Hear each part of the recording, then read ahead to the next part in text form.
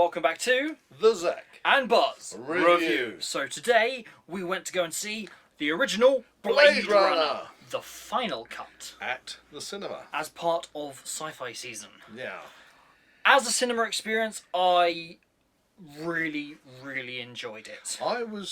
For me, I saw Blade Runner when it first came out. Yeah, you have a unique perspective on this. Came out 1982 in Hemel Hempstead, Odeon, which I don't even think exists anymore. But I was there when it first hit the screens. And I remember seeing this movie with a group of friends of mine, and it was quite kind of a magical experience. All these years later, because obviously I've seen Blade Runner over the years. Several times. On video, on DVD, on Blu-ray, and, as we'll get to it, 4K. But it was going back and seeing it on the big cinema screen. And the fact, and this was also quite a fun thing for me this evening, was the fact that the cinema was pretty much packed. For what is considered an old movie now. A movie that people have probably seen countless times on terrestrial TV, can probably stream it anytime they want to. It certainly has its fan base, but for it to be so packed, that is quite commendable.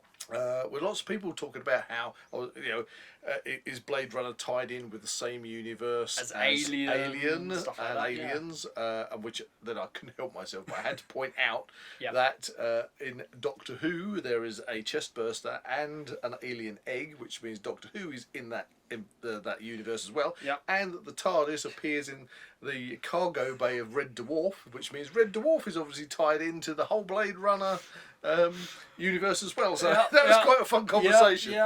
And then the lights came down and it started, and then we had what we watched was the final cut. The final cut. So that's where it differs between you and me. I am more familiar with the final cut, and that is essentially the only version of Blade Runner I have actually seen, whereas you saw the original theatrical release. I saw the original theatrical release, which meant that in my mind's eye, I was waiting for the end for this like hover cart to be zipping off down a valley as they escape.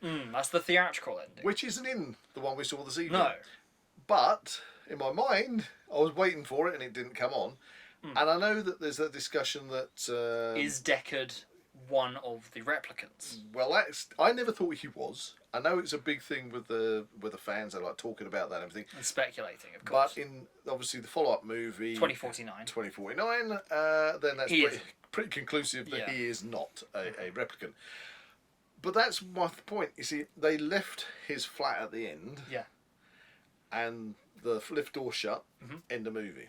In my memories version, they fly. You see them flying off into the wilderness, to escape, to be safe, which for me kind of is fitting, a more fulfilling ending, which ties on with the 2049, because that's exactly what they do. That is so interesting. They go off into the wilderness. So it's kind of like, well, whatever. The thing is, you can enjoy it in whichever cut you like, and that's kind of this bizarre thing with this movie. That is really cool, actually. How many cuts are there? I did a bit of research into this before we went to actually go to see the screening, and so far as I can tell, there's like 7 cuts of this. This is a movie with 7 cuts of Blade Runner. And it kind of like, does it need 7 cuts? For like a film that looks like so visually stunning, it has this brilliant feel to it, but the story, it has its complex parts, but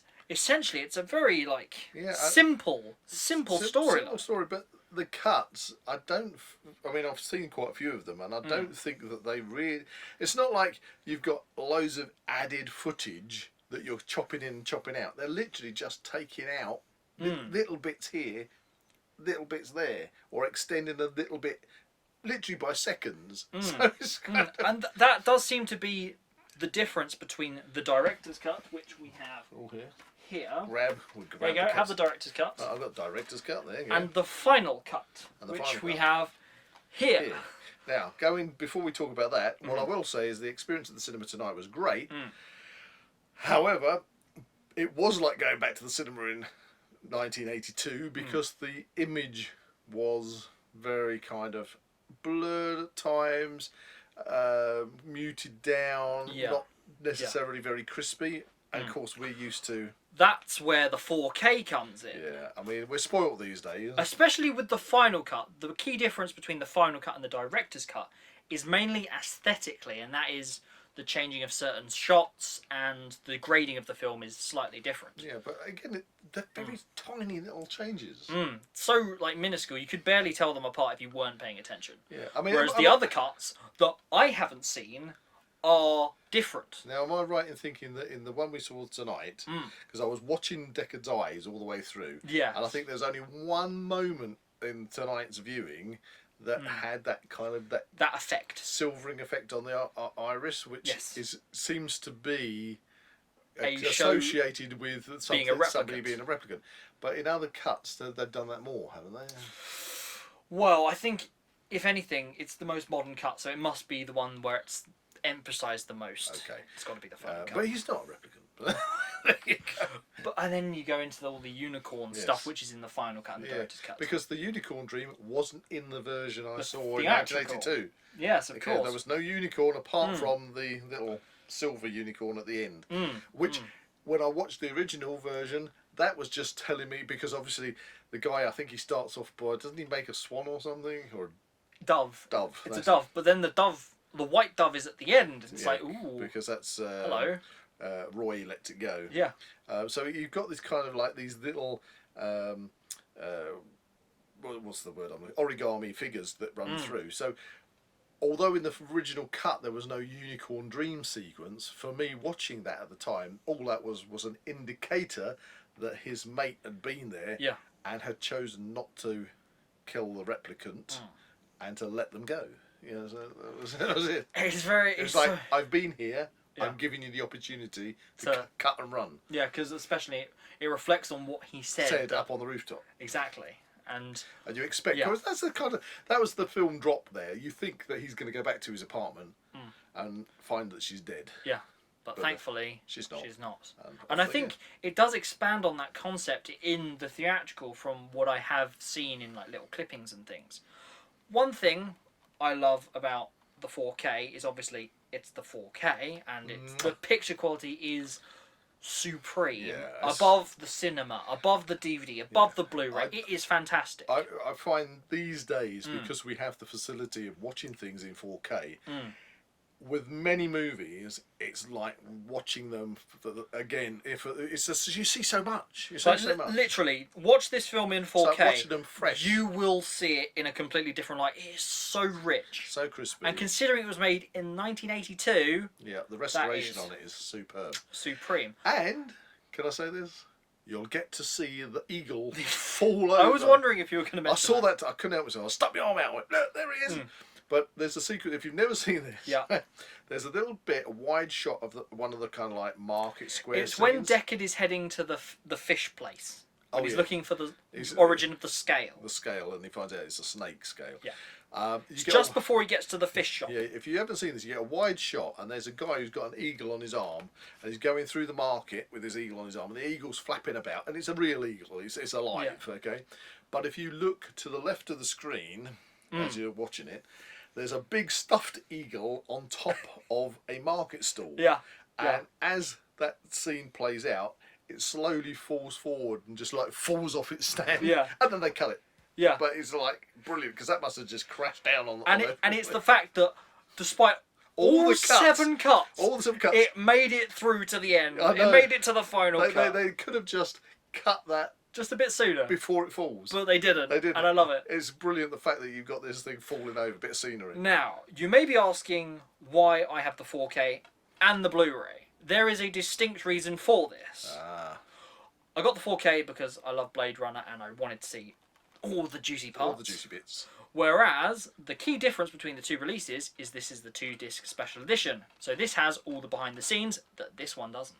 Has that one got a Blu-ray in it? This has got the Blu-ray, but it hasn't got the special features disc that this one has. Right, see, and this is one of the things... So that's why I've kept both. You're going to have to make your minds up when you purchase these things these days. If you are an avid movie fan, like we are, then you will find that you probably have to double up on things, because... to get everything. Yeah, you don't get.